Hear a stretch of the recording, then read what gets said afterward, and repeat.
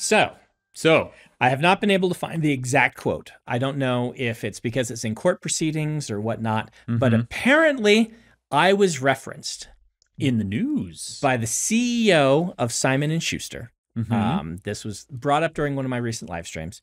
So if you aren't familiar, there is a merger going on where Penguin Random House is basically acquiring Simon&Schuster. Yeah. There used to be 6 publishers, then there became 5, and now there's discussions of there being 4 with Simon&Schuster joining the Penguin Random House family. So I think the Random Penguin is now named Simon. Okay. If they go together, we always joke, they deliberately called it Penguin Random House so that people couldn't call it Random Penguin. Yeah. I reject this attempt by corporate branding. And now I think if that all comes together, they need to be Simon the Random Penguin. Simon the Random Penguin. Yes. Okay. But I love this. Regardless, there is a proceeding going on. I don't know if it's a full court case or what it is, but it's basically there's investigations by the Department of Justice to determine if this would be violate antitrust prohibitions. And if you are not an author or you don't work in publishing, you might not even know that this is happening. If you work in publishing, you might be hanging on every word. It's been a very interesting up and down, back and forth. Stephen King testified. All kinds of stuff is going on. He testified against the merger. Yes. Saying this would be bad for authors to have fewer places to send things. I am not up to date on it enough to really weigh in on if this specific merger itself violates antitrust. I think it's kind of scary because the fewer places you have to sell books, the worse it is for authors. Yeah, my very kind of back of the envelope layman's interpretation of this is that I don't know if in the short term readers would even notice. Yeah.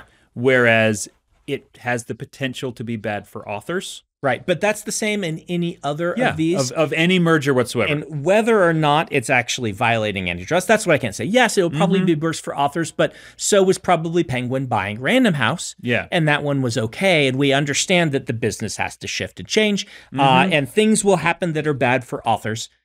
And all the time anyway. That's just how it goes. And so I can't weigh in that, but he apparently in his testimony, maybe it was his testimony, I think it was in his testimony because I can find all these records of people talking about him having said it. I can't find the actual quote. The actual thing. Said, self-publishing is a bigger threat, and he pointed at me and saying, Brandon Sanderson's Kickstarter this year is proof that there are enough threats to publishing and that this merger is not a bad thing. That's what he's arguing for, right? That we need to merger so that we can present a unified face against these threats like Brandon Sanderson. Against the vicious self-publishers. Yes. And to be clear, when you say a bigger threat, a bigger threat than we realize. That's what he said. It's not a bigger threat than this consolidation would be. No, but he uses me as an example of the threats. And honestly, I can't blame him, right? Like I think he's missing the point, but he's not like self-publishing is a threat to traditional publishing. 100%. It absolutely is. He is correct. But bringing me up makes me say, "Ooh, I now am part of this conversation." We now get to do a Brandon Reacts video. Brandon reacts to being brought up in these proceedings and things like that, which is interesting and cool and a little welcome to celebrity. So self-publishing and 20 years, 15 years ago when we were breaking in, the idea that self-publishing might be a threat to traditional publishing was laughable. Wasn't laughable. I don't think by the time we were breaking in, I don't think it was, because we had seen Napster by that point. That's true. In the 90s, and so people were, we knew it would have been laughable to people. But by our generation, at least, I saw the music industry heavily disrupted by. But the idea that it would become self-publishing rather than ebook, like I don't think any of us really grokked that it would turn into indie publishing. But of course, it would, and it did. And I don't think that traditional publishing will die. But I think it is self-publishing and indie publishing is inarguably disruptive to the status quo that has been around forever. So he's not wrong in general. Yeah. But at the same time, I think that he's wrong in some very important ways. And this is like my Kickstarter. Like let me say this, if an author doing what I've done is such a threat, the answer should be, how do we replicate this? Like, I feel like if you're the CEO of a major publishing company and you hear about my Kickstarter and your response is, holy crap, this is a threat, what if all of our authors go do this? You are missing the point. You're missing the point. Yes. If you're able to look at your Kickstarter and not turn the vast resources of a Big Five publisher toward beating Brandon at his own game, then you are bad at your job. And I think that publishing, I don't want to say they're all bad at their jobs, right? I don't even want to say he is. I don't know him. I don't know the choices he's made and things like that. Granted. But I think that publishing in general is very backward, living in the 1800s. And they're not just one generation behind, they're several generations behind.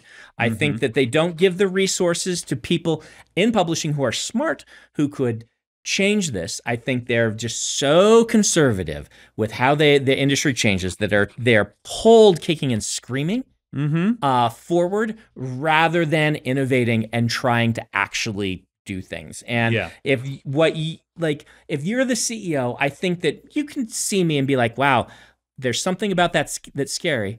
But I really think your response should be, wow, the biggest Kickstarter of all time is not a smartwatch anymore. It's not some tech company. It's books. People still want books. Yeah. These can go as big as anything. How do we do this? How did Brandon do it? We should be able to do things like this. And rather than being excited, being scared is the problem. Yes. Being able to look at that and say, the thing that everyone is spending all this money on is the thing that I sell. Yes. Let's jump on this. Yes. Okay, so with this spicy opening to whet your appetites, let's pause for a food heist. Food heist, yes. This is another one that has been very recently in the news. It is not technically a heist in the way that I like to define them as people infiltrating a thing, dodging like laser security. But it is in the millions of dollars, which is what nobody's guarding their shrimp with laser security. Oh, is this one shrimp? This one is seafood. Seafood. Yeah, so there were 3 dudes in Florida who stole $1.3 million worth of seafood. Wow. And it was not like infiltrate the compound heist the way some of these others have been, but it was a months-long fraud. Okay. So food fraud, but basically 3 guys, 33, 36, and 40 years old, which first of all, they're younger than me, and I haven't stolen any seafood, let alone $1.3 million worth of seafood. It's really making me feel like I might have wasted my potential. We could turn the other direction. You could run off with a Coke. Just take off with one. An extra Coke, right? When you count them after I leave, like, Dan took 2 tonight? Yeah. Yeah. We will reduce his gruel portions. Yes. All the money you're being paid for being on the podcast, which is so far 0. So far nothing. I get paid in Coke. Yep. Yeah. So anyway, over the course of June and July, they made several kind of fraudulent purchases of seafood in the tens of thousands range, which ultimately added up to 1.3 million. They have been caught, and there's an ongoing investigation. But anytime people steal food, it gets my attention. So where does these guys and the brisket guy fall in our hierarchy when you're in prison? We talked about this once. Okay. And the special food heist prison. The special food heist prison where we have a pecking order of who gets to be the big boss in the prison and who has to like go get everyone else's food or whatever. Yeah. Where do these fall? Who is this? Okay, so when someone has to go get food in the food heist prison, they can't just be a cafeteria, right? Right. Like, you got to steal it from behind a fence. From the laser dogs. And if you're good at your job, then you get to eat. I don't know.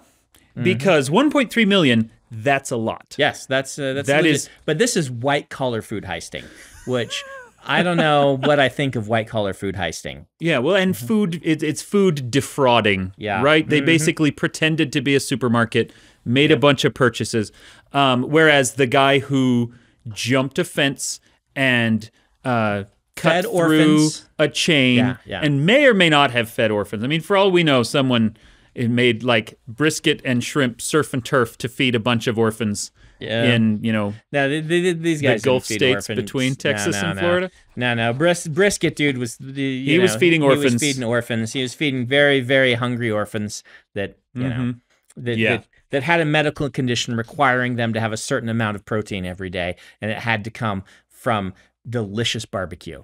Otherwise, it's not gonna work. Yep. The guy who infiltrated a compound in order to steal his food feels like more authentic of a heist. Okay. But at the same time, to steal $1.3 million worth of anything is impressive. But food specifically, because that's 5 full like truckload shipments of seafood, they must have had some method of dealing with that, right? Did they take it around to stores or restaurants? Did they have their own restaurant? Like, it speaks to an impressive level of coordination and planning just to be able to unload that shrimp.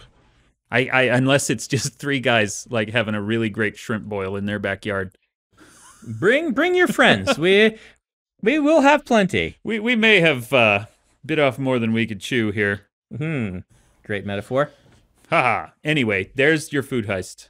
Now, back to books. So we kind of talked about the corporate side, and we can talk about this a little more if you want. I mean, could corporate do what I did? I guess is part of they've part of this question. But here's a part that we leave out. We talked about indie publishing. The only problem I have with indie publishing is that indie publishing right now just means Amazon. And so indie publishing is not as pure as I would want it to be, because we have one player in this industry, and it's Amazon. As I have said many times, my agent likes to joke that there is one customer in all of publishing, and it is Amazon. Amazon determines what gets sold. They determine what you get to read. They determine what you are sold. Doesn't matter if you're indie. Doesn't matter if you're the one with the big 4. Doesn't matter if you're the mid-sized press. Basically, if you are making a living at writing, or even moderate money, then Amazon is your employer. Yeah, in a lot of ways, or they are the filter through which you have to sell. Yeah, even Barnes and Noble, which used to be a big dog. Barnes and Noble would have cover approval on stuff. Maybe they still do in some cases, but ultimately it's Amazon. Yeah, and I love Barnes and Noble, and we shouldn't cut them out. They're the ones fighting. They're like the only fighter left in the ring. The only significant opposition to Amazon as a book outlet. And this is why I still support them quite a bit. And I should also mention that I don't dislike Amazon as a user experience. They have great user experience. I wish they treated some of their employees better. But it could be anyone in that spot. And of all the people in that spot, I don't think Amazon has done too many awful things with their power.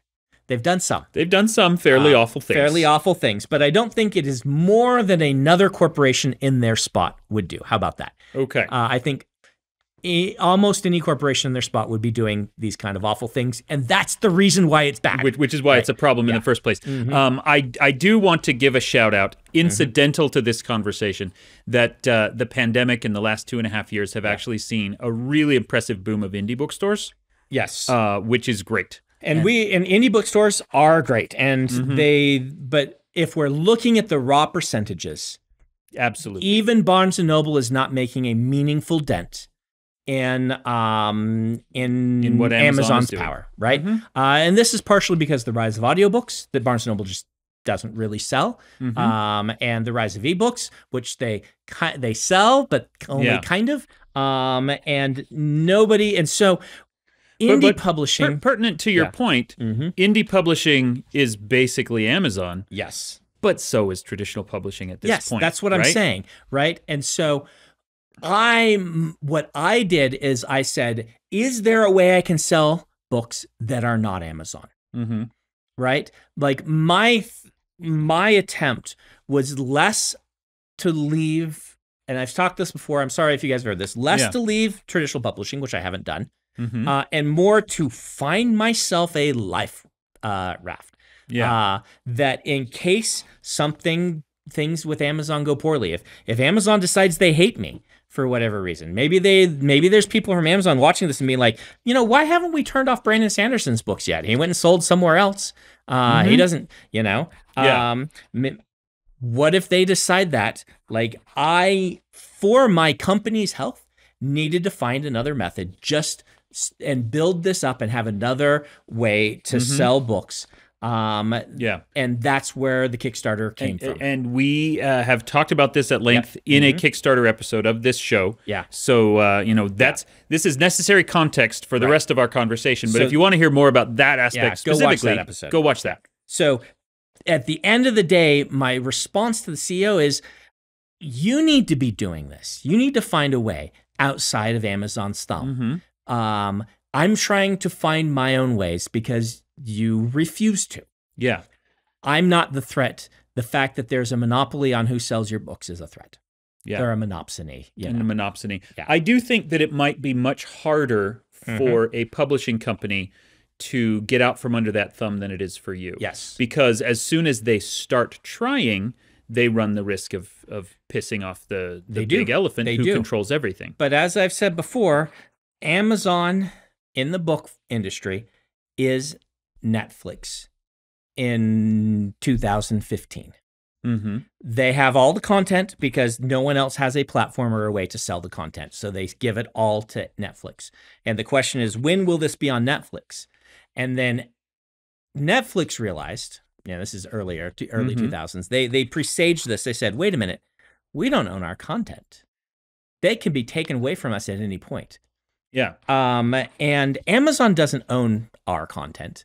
It does have its own authors. Yeah. And it does have indie publishing, but it doesn't own this. This is content the publishers are providing, and they are being strong-armed by this because there's only one player. And, my argument to them is, why does the publishing houses not have a competitor to Audible?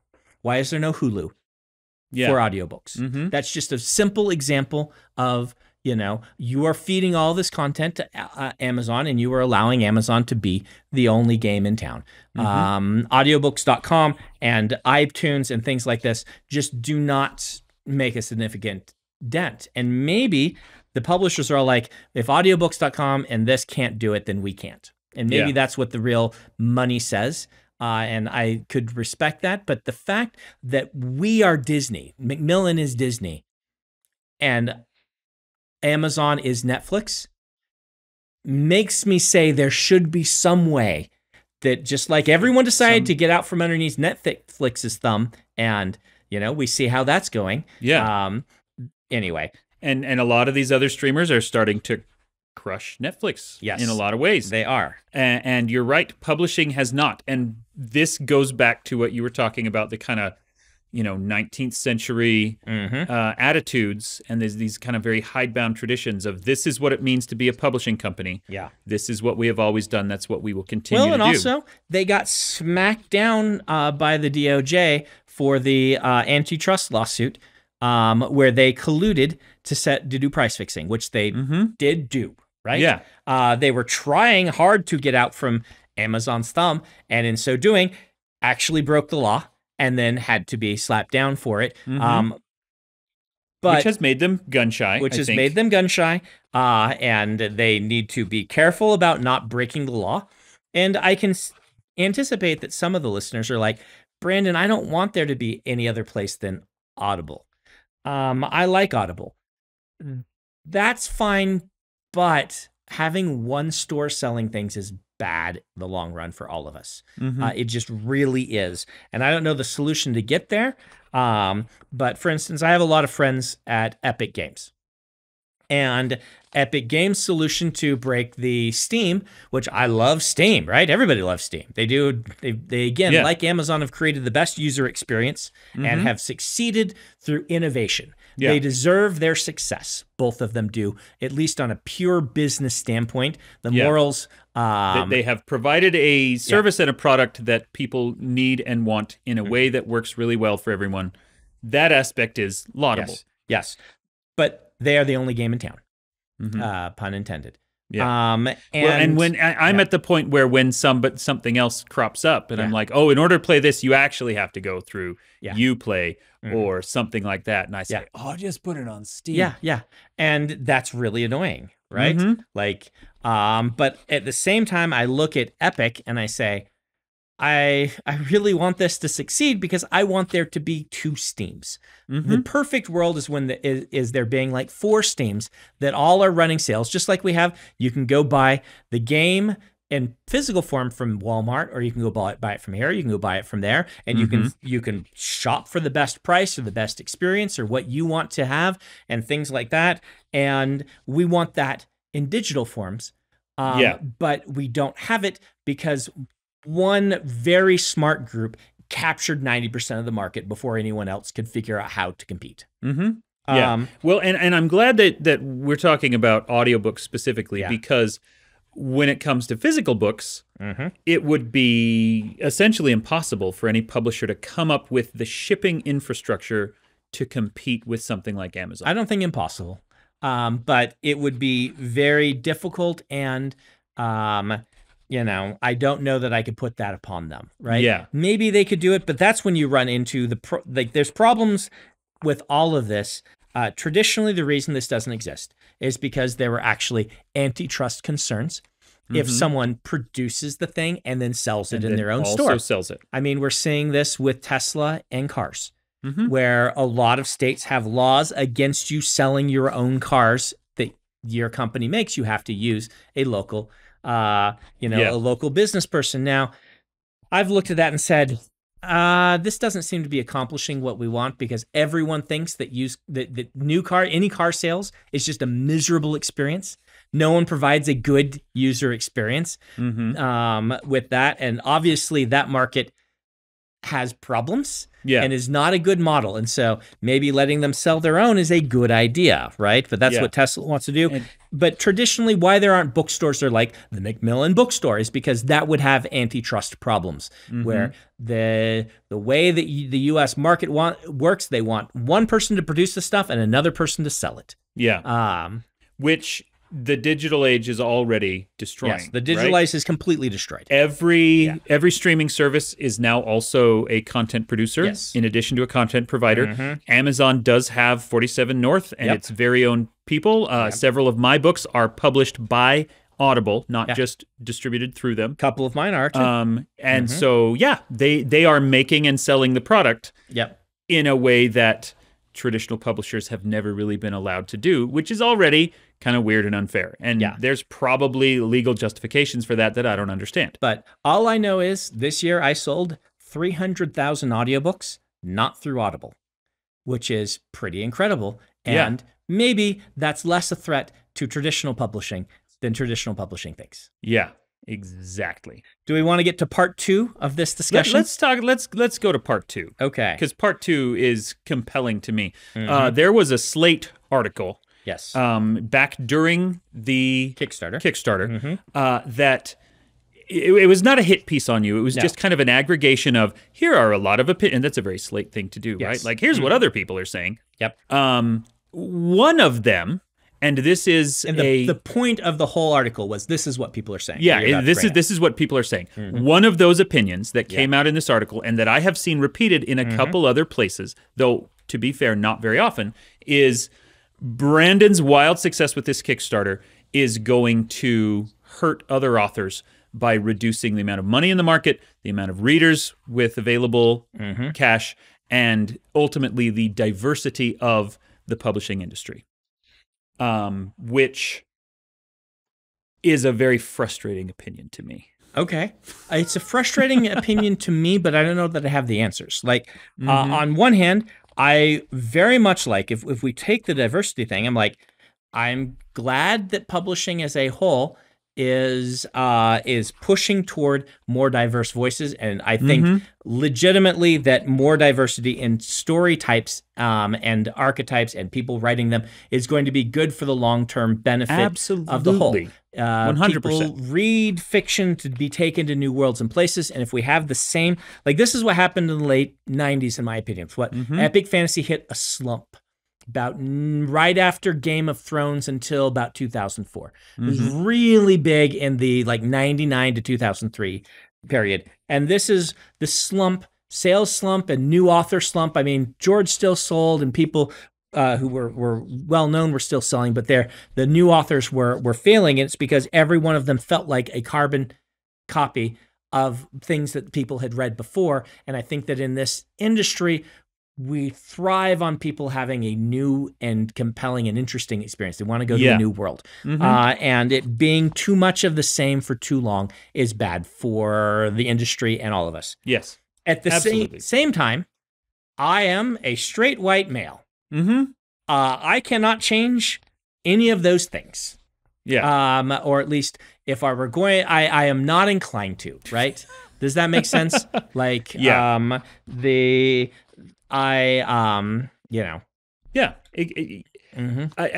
My complaint, I guess, my frustration with this is not that accusation, because I do think that comes from a place of genuine concern. That if all of this money is going to a straight white male, then does that mean it is not going to all these other voices, these kind of diverse, decolonized other voices? And the reason that is frustrating to me, because is when you look at the other mega bestseller breakout celebrities of the publishing world, they have pretty much across the board improved the market rather than flattened it. Right. You look back at Stephanie Meyer, who and before her, J.K. Rowling, who brought, they are both multi-billionaires at this point.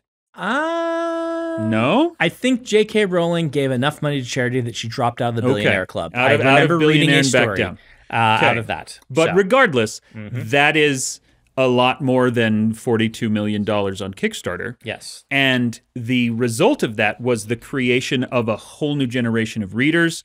I think that there's been ample evidence in the last 25 years that lots of people who maybe wouldn't have become readers have, that it's a bigger chunk of the audience now. It is kind of, the rising tide has lifted all ships as a direct result of both of those writers. I would agree with that. And so that is not, it's not a zero-sum game. It's not Stephanie Meyer got all the money and nobody else did. It was Stephanie Meyer got people really excited about vampires, and a bunch of other people were also able to sell their books because of that. The reason I agree with that. I'm glad you're making that argument. But with me, it's like, I get in this position where I'm like, I don't want to stop writing books. What am I supposed to do? Right? Am I supposed to say, please don't buy as many of my books? I just don't know what position this sort of rhetoric puts me in. What do you what do we want from you? Yes. One thing that really impressed me, and I was not a part of this, so I can go ahead and talk about this as an outsider, is during the middle of that Kickstarter, with all of that wild success, you did the let's go fund other Kickstarters thing. Right. Because my main goal is to get cool stories to my fans. But picking the Kickstarter was, let's try to see if we can make Kickstarter a more viable option for people, because it at least offers something that is not that is indie publishing, not through Amazon. And so that's why we went and we funded we backed basically every publishing Kickstarter that was going at the same time. We picked and our funded level. some of them. Yes, we funded some of them fully, and we picked our level based on how exciting we thought the project was and things like that. We've got a big case of them over there. You can really look through. Oh, that's fantastic. They keep coming in. And we brought a lot of visibility to those, enabled some titles and some authors that perhaps might not have met their goal without the visibility that you gave them. It really reminded me in some ways of what Rick Riordan has done, which, he answered this same question of, I am a straight white male who is very, very successful. What do I do?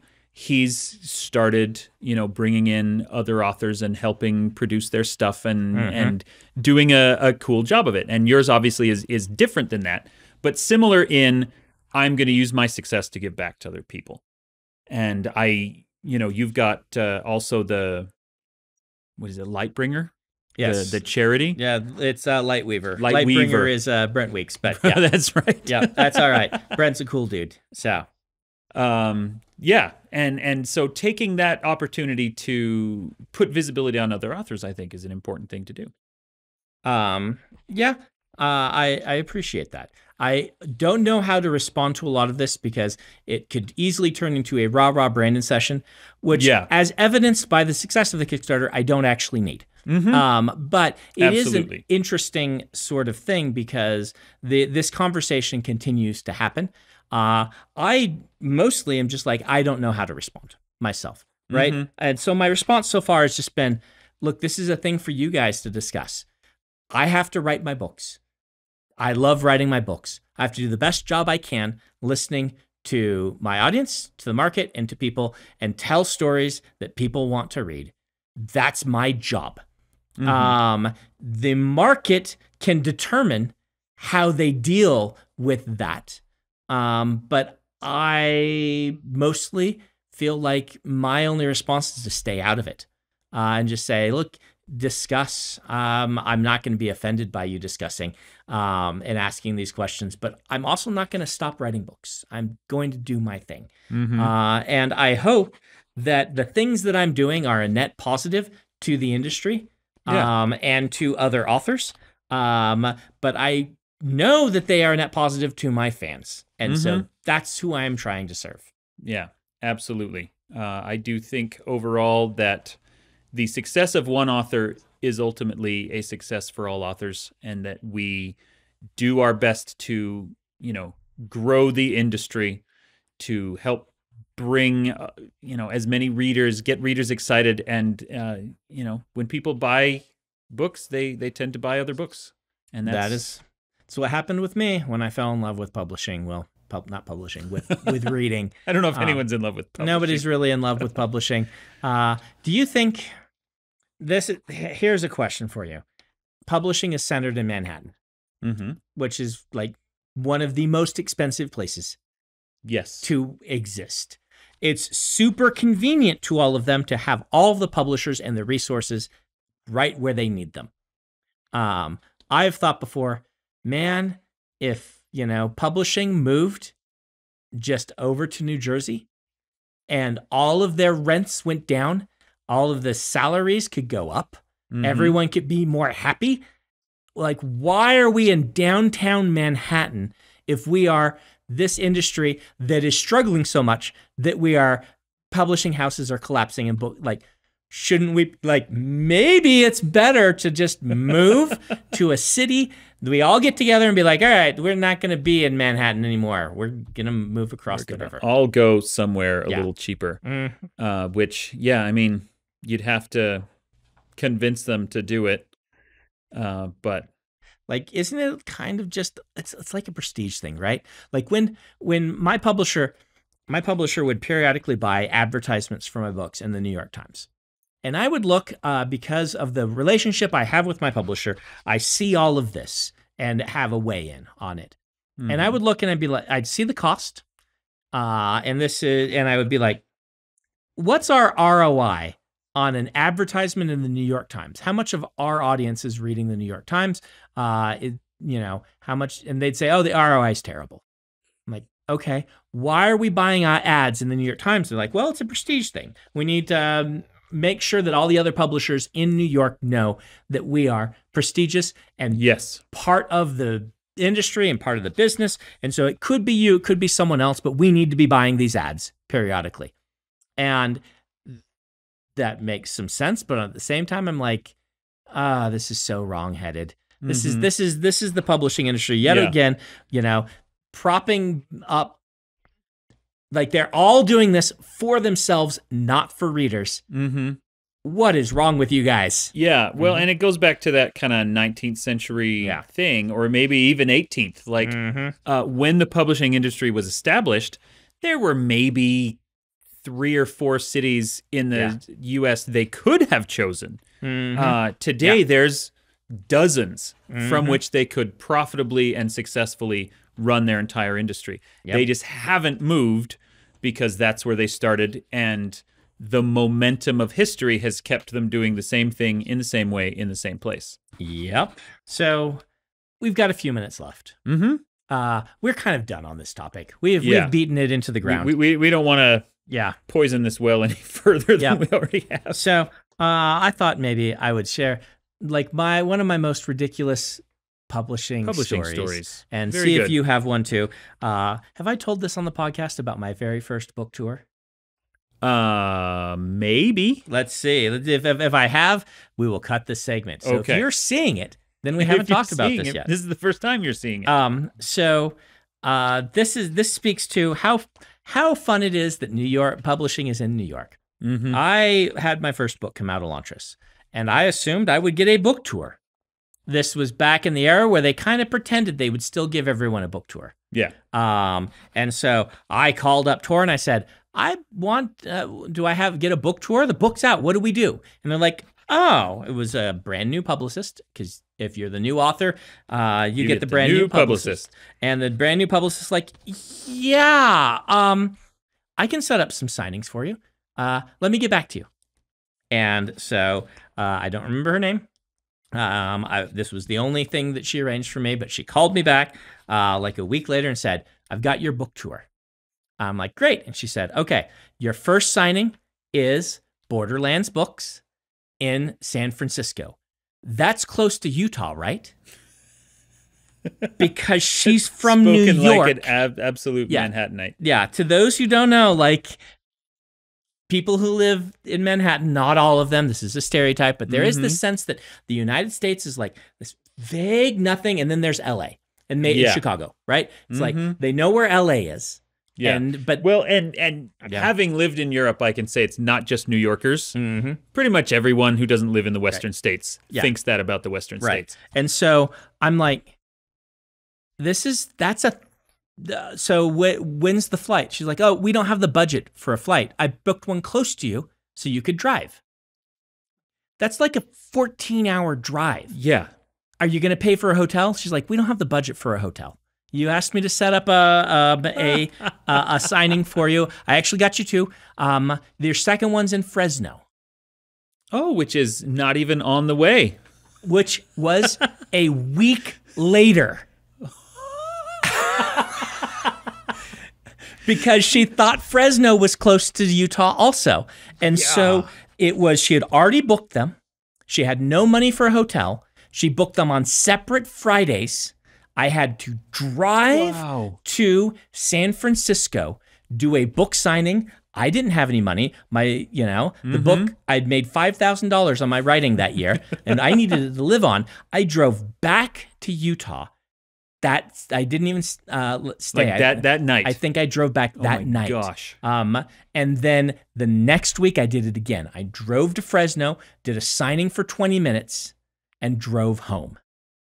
Because a publicist forgot about Nevada. Yeah. And this is great. this is just hilarious. My signing at Borderlands was much better because they, indie bookstore has a new author, they get an audience there. The one in Fresno was at a Borders. And so it was a person maybe, like nobody. It was just you show up. They're like, oh yeah, is your audience here? I'm like, I don't have an audience. I'm a brand new writer. Did you do it? No? Okay. So I stood by the door and hand sold books and then drove home. Wow. Yeah. Yep.